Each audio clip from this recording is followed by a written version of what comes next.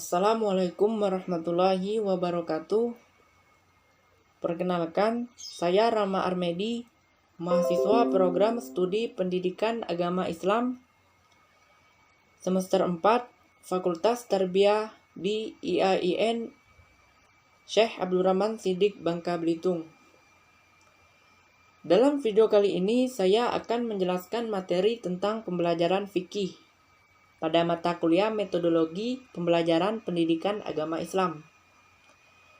Namun sebelumnya saya juga ingin mengucapkan terima kasih kepada dosen pengampu Bapak Muhammad Rafiq Anwar yang telah memberikan dan membimbing saya dan teman-teman pada mata kuliah metodologi pembelajaran pendidikan agama Islam. Baiklah, langsung saja berikut penjelasan tentang pembelajaran fikih. Pembelajaran. Aliran behavioristik mendefinisikan pembelajaran itu adalah suatu usaha guru membentuk tingkah laku yang diinginkan dengan menyediakan lingkungan atau stimulus. Adapun aliran kognitif, aliran ini mendefinisikan pembelajaran itu adalah cara guru memberikan kesempatan kepada siswa untuk berpikir agar mengenal dan memahami sesuatu yang dipelajari. Selanjutnya, humanistik. Humanistik ini mendefinisikan pembelajaran adalah memberi kebebasan kepada siswa untuk memilih bahan pelajaran dan cara mempelajarinya sesuai dengan minat dan kemampuannya. Namun teman-teman, pada hakikatnya pembelajaran adalah suatu proses komunikasi transaksional yang bersifat timbal balik, baik antara guru dengan siswa maupun antara siswa dengan siswa yang lain, untuk mencapai tujuan yang telah ditentukan. Selanjutnya, pengertian fikih. Fikih dapat diartikan ilmu yang membahas hukum-hukum syara', amalia praktis, serta diambil dari dalil-dalil praktis. Namun secara umum, fikih juga dapat diartikan ilmu pengetahuan yang membahas masalah-masalah hukum Islam dan peraturan-peraturan yang berhubungan dengan kehidupan manusia, dengan berpedoman kepada Al-Quran, Sunnah, Ijma' ulama, dan Qiyas. Jadi teman-teman semua, dapat disimpulkan bahwa pembelajaran fikih adalah jalan yang ditempuh mengenai hukum-hukum Islam yang berhubungan dengan perbuatan mukhalaf yang bertujuan agar anak didik mengetahui dan memahami serta melaksanakan ibadah sehari-hari.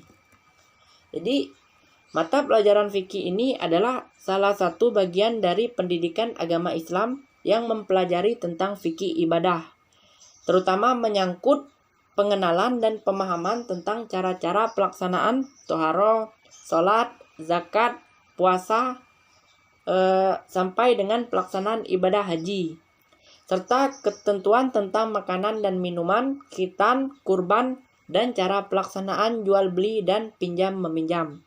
Pembelajaran fikih ini itu sebuah proses belajar untuk membekali siswa agar dapat mengetahui dan memahami pokok-pokok hukum Islam secara terperinci dan menyeluruh, baik berupa dalil akli maupun nakli. Selanjutnya, tujuan pembelajaran fikih. Tujuan pembelajaran fikih. Nah, kurikulum yang ditetapkan oleh pemerintah, yakni kurikulum peraturan Kementerian Agama Republik Indonesia yang mengacu kepada standar kompetensi kelulusan pendidikan agama Islam dan bahasa Arab, lingkup materi minimal, dan kompetensi minimal untuk mencapai kelulusan minimal. Jadi ini sesuai dengan tujuan dan pembelajaran fikih.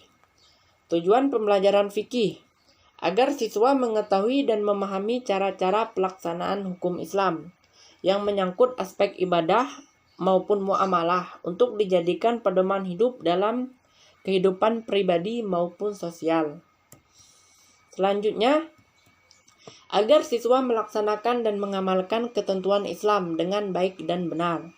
Ini sebagai perwujudan dari ketaatan dalam menjalankan ajaran Islam, baik dalam berhubungan dengan Allah, dengan diri manusia itu sendiri, sesama manusia, serta sama makhluknya dan lingkungannya. Jadi dari pemahaman dan pengetahuan dari tujuan pembelajaran fikih ini dapat menjadi pedoman bagi siswa dalam kehidupan bermasyarakat dan dapat menimbulkan ketaatan siswa dalam beragama, serta tanggung jawab dan disiplin yang tinggi dalam kehidupan sehari-hari, baik secara pribadi maupun sosial, yang dilandasi dengan hukum Islam. Penjelasan selanjutnya adalah metode pembelajaran fikih.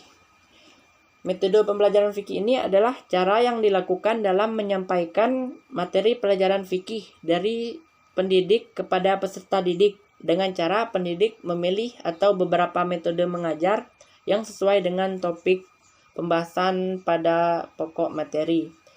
Jadi metode pembelajaran fikih ini pada umumnya itu sama dengan metode pembelajaran yang lain. Di sini akan saya jelaskan 5 metode. Yang pertama, ada metode ceramah. Metode ceramah, penyampaian materi pelajaran yang dilakukan secara lisan kepada peserta didik. Jadi dalam metode ceramah ini, penyampaian materi pelajarannya itu dengan penuturan secara lisan.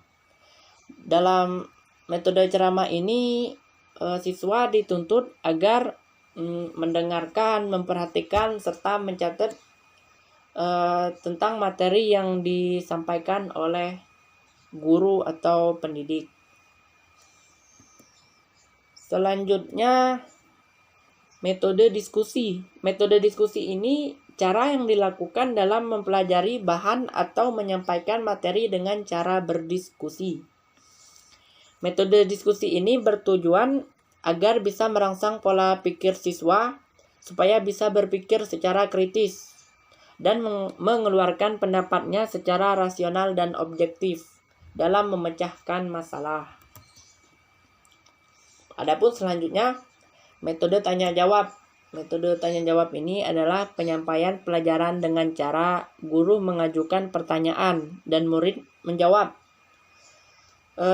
Jadi metode tanya jawab ini menyajikan pelajarannya itu dalam bentuk pertanyaan yang harus dijawab, terutama dari guru kepada murid atau bisa juga murid kepada guru.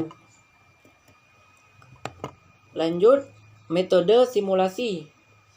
Metode simulasi ini adalah cara untuk menjelaskan melalui sifat berpura-pura atau melalui proses tingkah laku imitasi, atau bermain peranan mengenai suatu tingkah laku dilakukan seolah-olah dalam keadaan yang sebenarnya.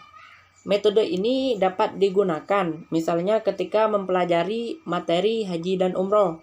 Jadi siswa dapat melakukan rukun-rukun yang ada ketika sedang melakukan haji dengan cara membuat miniatur Ka'bah, Bukit Safa, atau lain sebagainya. Selanjutnya, metode demonstrasi.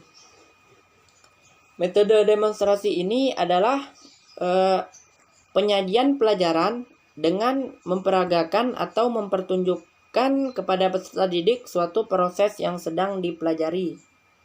Jadi, metode ini seorang guru harus memberikan contoh terlebih dahulu kepada siswa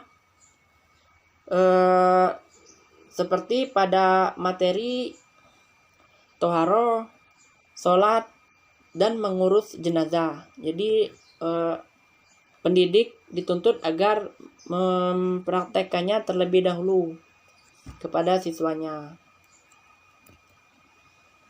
Baiklah, sekian pembahasan dari saya. Saya mohon maaf